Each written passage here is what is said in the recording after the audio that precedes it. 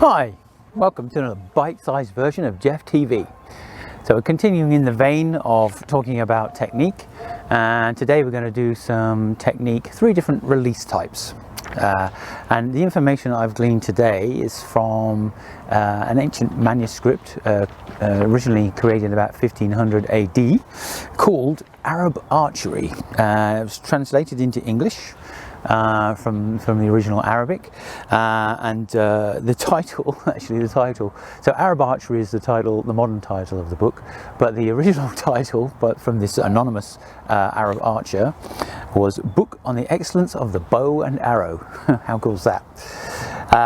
So the authors, the modern authors, or translators rather, they figured out from some of the text and the wording in there, the phrases that he's using, that the archer was probably a North African archer from Morocco, and the translated version was created in 1945, and that was by 2 guys in America, N.A. Faris and R.P. Elmer. So you can actually find all this on the internet.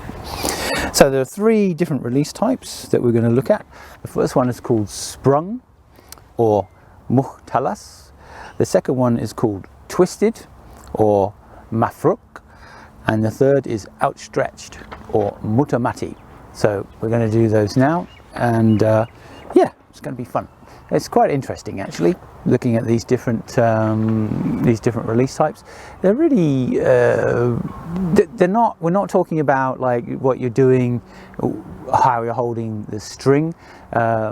This is the actual release, sort of as you let go, what you're doing as you let go, something you're doing with the bow or the right hand or the bow hand. So we're going to look at those now. So the first type that we're looking at, the first release type, is Muhtalas. This is Sprung. This is where you pull the arrow back to about a fist distance, the arrow head, about a fist distance away from this knuckle here, this one. So you pull the arrow back to about there, and then you continue. You only stop for a fraction of a second, and then you pull the arrow back to full draw, where the arrowhead is just about on your finger. And then, but what you're doing with the right hand is it doesn't stop. It's sort of, as you release, it keeps going. So in fact, you're actually pulling the arrow back at the point of release before the string takes it forwards. So let's have a look at this. Now you have to be careful with this one, because if you draw back too far, you will put the arrow on your hand. So be very careful. Make sure that the arrows are long enough to do this. Don't do this with if you've got like a 28-inch draw, make sure you're using something like a 31 or 32-inch arrow, and then you'll have a bit of clear on the front because you won't overdraw it.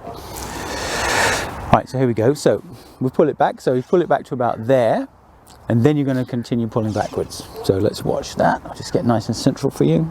And you have to have this rotational katra at the end. And the author actually says to use this rotational katra. He says rotate the bow so that the string is parallel to the ground.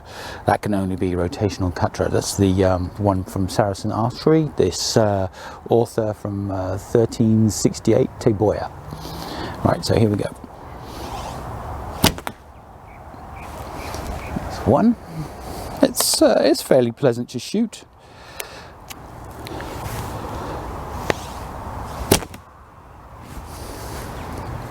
And it's fairly clean over the hand because of using the katra.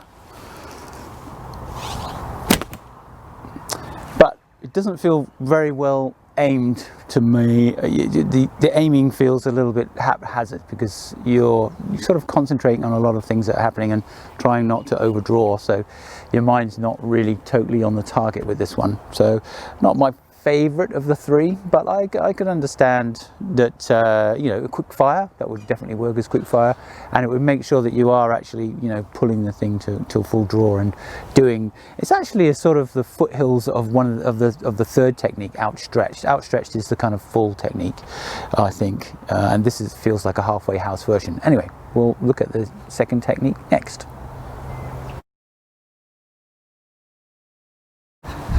The second technique we're going to look at is called Twisted or Mafruk. Now this involves you rotating your right hand in the thumb draw. What you do is, when the arrow is back like this and you're holding the string, what you do is you rotate your hand like this. And what that does is it forces your the finger and this your forefinger to actually sort of disengage from the string, and it's quite a snappy, nice little release as you do it. You don't actually have to sort of open your fingers. The fact that you rotate your hand like this actually causes them to sort of come off the string. You can't sort of hold on, and what you're supposed to do is your hand's supposed to come back and brush against your face or the neck of the archer. That's actually what the author says in this book, this manuscript. So we'll have a look at that and see how that goes. And there's no mention of katra in this. Now, as the author is quite explicit in his suggestions of which kind of forms of katra to use, he calls it release. He doesn't use the word katra, strangely enough. But he actually says what form of release to use. It's something that you do with the bow hand or the string hand. He doesn't say to use katra, so I'm not going to use katra, but I think perhaps the rotational katra might work with this as well, but I'll try not to do that, and we'll see how accurate it is. Now what you do is with this, you draw back to full draw and you pause for a second or two while you're sort of looking at the target, so you get a bit of a second to not to think about it, but to allow the instinctive nature of aiming to engage, and then you release. So we'll see how this goes.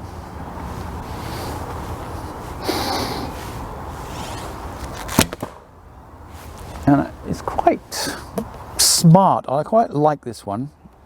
It's very crisp release. And it does give you a chance just to get nicely on target. But you can see I'm trying not to do the katra as well. And that was a nice center shot. So quite good group actually there, quite in the middle. So that's the second one. Now we're going to look at the third one. Now we're going to have a look at the third form of release, and this is called outstretched, or mutamati, or mutamati perhaps. With this, you are going to draw to full release. I'll do it without putting the arrow on the string at the moment, just so you can see kind of what's going on. What you do is, as you get to full release to this point here, what you do is you're trying to pull together your shoulder blades, so you're trying to pull your shoulder blades together at the back, and at that point you're kind of pushing forwards with the left hand, as you should be with the bow anyway, but you're also pulling back with the right hand. So you can see how this is similar to the first technique, sprung, which we were talking about. But as you get to the point of full draw, you pause for a second, and then you sort of just give a little sort of push out with the bow and pull with your right hand. And what you do with the bow is, as you release, the bow does this. He says you push outwards, you release outwards, and that's his kind of coded way of saying you rotate the bow like this. And now that is the same as the katra style that you use in Korean katra, where you rotate the bow out like this. And with the right hand, as you've released the arrow, the right hand is supposed to release backwards, and he says to throw them back away from each other. So the bow goes forwards and twists out to the left, rotates out to the left, and the right hand goes back like this. And you sort of expanding your chest and pulling your back muscles together. Let's have a look, see how this looks.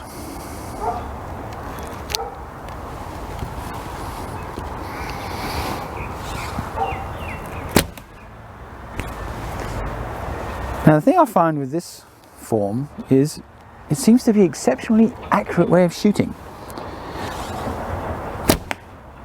I always seem to get a really nice tight group when I shoot like this.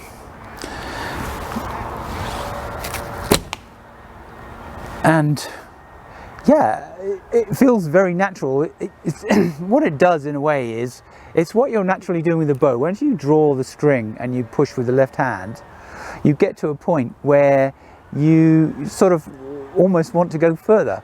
But as you release, you get this natural sort of movement that happens as you push out with the bow hand and pull back with the string hand, and it's a very natural way of doing it. And if you look at Korean archery and Japanese archery, I'm not sure about Chinese archery under Gao Ying. I have to research that, but they do the same thing. They move it out like this, and it's kind of a fulfilling sensation as you shoot. So anyway, just to recap, those are the three different techniques. You've got, hang on, I'll just get my piece of paper because some of the Arabic words on here are a little bit of a tongue twister. So you've got sprung, which is muhtalas. You've got twisted, which is mafruk, and outstretched, which is mutamati. And as I said, this is this anonymous North African Arabic archer who wrote a manuscript about 1500 AD, and it was translated in 1945 into English, and you can find it on the internet. It's called, if you look for the book called Arab Archery, and the actual original title is Book on the Excellence of the Bow and Arrow. So, thank you for watching. If you like this kind of content, give me a like, click on that subscribe button, and I will catch you later.